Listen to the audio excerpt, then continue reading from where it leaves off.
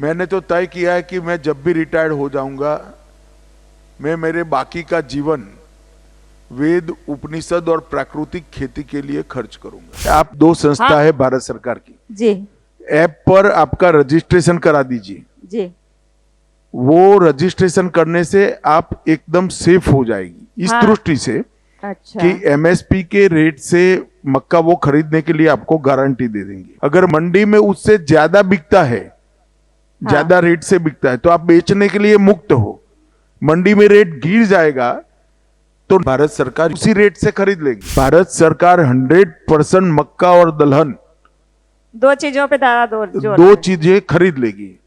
और वो तभी खरीदेगी जब आप वो ऐप पर रजिस्टर करवाएंगे। जहां मक्का और दलहन की खेती होती है वो जगहों पर किसानों को भारत सरकार ये ऐप के साथ जोड़ने के लिए कहना चाहिए।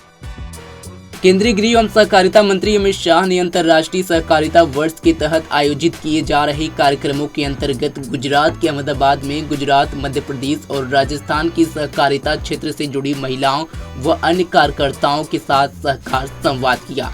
इस दौरान अमित शाह ने यह भी बताया कि राजनीति से रिटायरमेंट के बाद वह क्या करेंगे।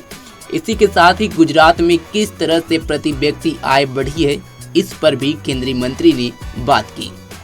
मैंने तो तय किया है कि मैं जब भी रिटायर्ड हो जाऊंगा, मैं मेरे बाकी का जीवन वेद, उपनिषद और प्राकृतिक खेती के लिए खर्च करूंगा।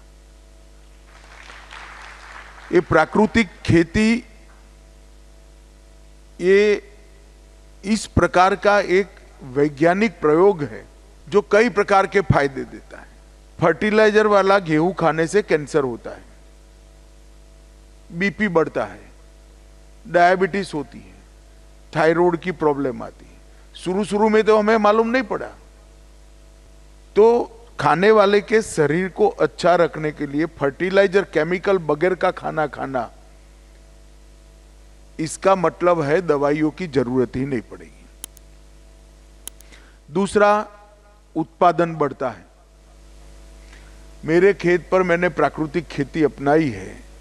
आज मेरे उत्पादन में लगभग 1.5 गुना बढ़ोतरी हो चुकी है। मक्का सरकार खरीद लेती है एमएसपी पर, मालूम है आपको? हाँ, खरीदते हैं ना। कौन खरीदता है? हम मंडी पहुंचाते हैं सर। हैं? मंडी में भेजते हैं और सोसाइटी में भी पहुंचाते हैं। मंडी को मत भेजिए। आप दो संस्था है भारत सरकार की जी ऐप पर आपका रजिस्ट्रेशन करा दीजिए। जी।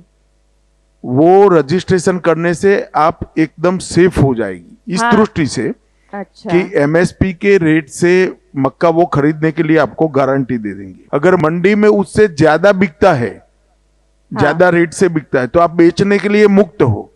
मंडी में रेट गिर जाएगा तो भारत सरकार उसी रेट से खरीद लेंगे, सीधे खरीदेंगे। हाँ, आपको कोई चिंता करने की जरूरत नहीं।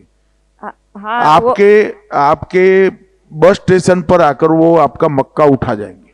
तो आप सभी मक्के के किसानों को और दलहन के किसानों को ये कह सकती हैं कि भारत सरकार 100% मक्का और दलहन दो चीजों पे दादा दो चीजें खरीद लेगी। और वो तभी खरीदेगी जब आप वो ऐप पर रजिस्टर करवाएंगे। और अगर मक्के का रेट ज्यादा हो गया बाजार में तो आप बाजार में बेच दो, आपका कोई दोष नहीं है। कम हो गया है तो सरकार खरीद लेगी।